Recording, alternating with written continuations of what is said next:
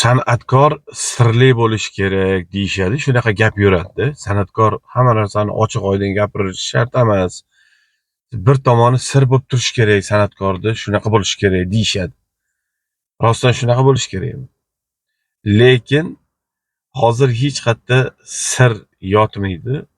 Chunki ijtimoiy tarmoq juda ham zo'r ishlaydi. Ko'z tegmasin, davlatimiz ochiqlik berib qo'yibdi bunga. Chiqib gapirish mumkin. Gap nima haqida? Gap yana shu san'atkor haqida. Assalomu alaykum. Hurmatlasizlar. Bu san'atkorni tanimagan odam yo'q, chunki haqiqatda taniqli. Saida Rametova, o'g'illari Aziz Rametov, Jumadilla Rametov ko'rinmay qoldilar. Endi mazalari yo'q, больницада yotibdi deyishadi. Shu odamni ham bir ochiq-oydin gapirishmaydi. Nima kasal, nima bo'ldi bu odamga? Nimaga mana bunaqa bo'lib qoldilar? U yaxshi zo'r odam edi. O'sha odamni men juda ko'p marta ko'rganman. Mana shu teatrlarda, dublyajlarda shaxsan ko'rishib gaplashganman. Syomkalarda juda ham bir g'ayrati zo'r, juda ham bir tetik, zukko, zo'r odam edi-da. Yo'q bo'lib ketdi mana. Nima sabab, kim sabab uni ochiqlashmadi. Endi asosiy masala ijtimoiy tarmoqlarda ko'p odam ko'rgan bo'lsa kerak. Aziz Rametov o'sha bo'yniga narsa taqib olib, karta qo'ydim, iltimos, men ro'za kunida murojaat qilyapman.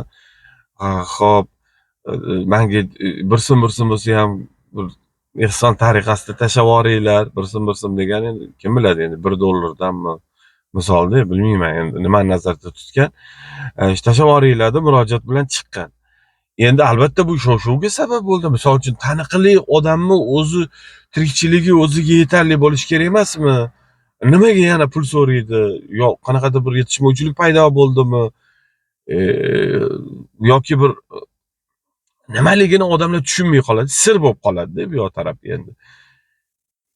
Lekin keyin mana orqasidan onalari chiqdi. Endi to'g'ri, otalari kasal bo'lgandan keyin onalari chiqadi. Haqiqatan oila uchun juda katta qayg'uradi. To'g'ri, Saida Rametova misol uchun talantlariga, san'at taraflama, mahoratlariga, o'sha iqtidorlariga hech qanaqa shubha yo'q. Lekin orqadan hali bilsa haza, bilmasa chin deb chiroyli qilib suvoq ham nima qilib yuboradigan zo'r talantlari ham bor-da hayotda. Balki rostdan shunaqa bo'lishi kerakdir. Endi orqasidan nima deb chiqdilarki, xalqdan mani o'g'lim pul so'ramadi. Bu hozir o'g'lim как rejissyor sifatida serial olyapti. O'sha serialdagi sahnani bir ko'rinishi, bu ham bir eksperiment tariqasida qilindi. Shunaqa bo'ladi-da, bilsa hazi, bilmasa chin. Qani necha pul yig'iladi? Serial olish o'zi bo'lmaydi, unga mablag' kerak. Balki o'shani uchundir. Yana ham aniqini men bilmayman, lekin shunaqa deb gapirib chiqdilar. Endi to'g'ri, ona bolasini himoya qilish ham kerak, gapirish ham kerak bolasi uchun. Hamma narsa qilish kerak. Lekin bu ishni oldindan xabarlari bo'lmaganmi, misol uchun?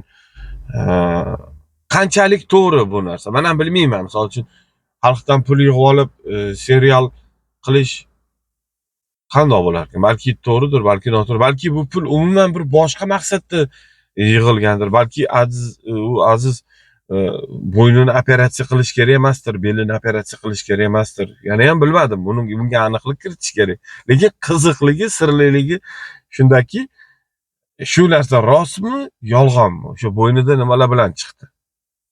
Aziz operatsiyaga $50,000 kerak ekan. Demak, shu $50,000 yig'ilishiga ko'zi yetganmikin? Bilmadim. Lekin auditoriyasi haqiqatan katta, Instagramlari bor, bularni o'zlarini auditoriyalari bor har bitta ijtimoiy tarmoqda. Balkim yig'ilsa yig'ilar.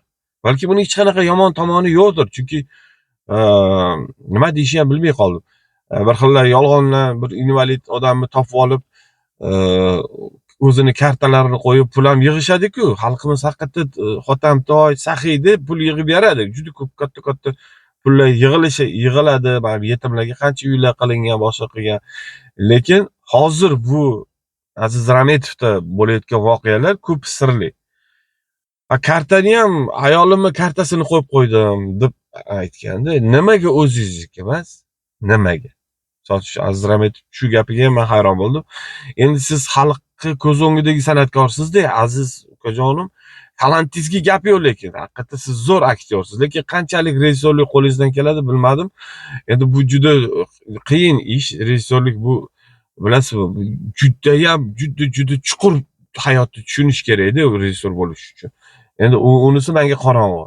Lekin siz nimaga o'zingizni kartangizni qo'ymadingiz? O'zingiz bankovskiy karta ishlatmaysizmi? Yo bo'lmasa shu finansiy taraflama hammasi shu ayolingizni nima sizdan chig'iriqdan o'tadimi? Moliya vaziri o'zlari bilan. Endi siz zo'r san'atkor bo'lganingiz uchun sizga qiziqish bildirdi-da xalq mana. Siz ham xalqqa qiziqish bilan uni murojaat qildingiz-ku, eksperiment qilib, misol uchun oyingiz gaplari to'g'ri bo'lsa, qani eksperiment qilib ko'raylikchi, shu nech pul yig'ilarmikan degan ma'noda qilib ko'rdingiz-da. Endi bilmadim, yig'ildimi o'zi, yig'ilmadimi? Bu savollarga ham hali javob topish kerak bo'ladi.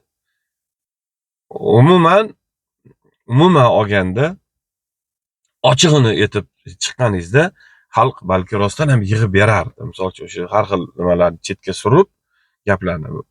Endi men anig'ini bilmayman, lekin shu bilmaganim uchun ham mana video qildim. Balki biladiganlar bo'lsa kommentariyaga yozar. Rostdan o'zi bo'yningiz grija bo'lganmi? Osteoxondroz bo'lganmi? Belingizda grija bormi? U singan bo'lsa qayerda sindi? Siz sportchi bo'lmasangiz, yo bir tog'dan nima qiladigan alpinist bo'lmasangiz, nima bo'ldi? Shuni ochiqroq ayting. Endi to'g'ri, san'atkor sirli bo'lish kerak dedim boshida. Lekin qanchalik darajada sirli bo'lish kerak? Ras pulga borib taqalayotgan ekan, pul yig'ilayotgan ekan, bu joyda aniq faktlar, dalillar kerakda. Shu sizni chiqib murojaat qilganingiz, oyingizni chiqib pul so'ramadi, shu eksperiment edi bu deganlari, qanchalik haqiqat? Balki rostdir hammasi.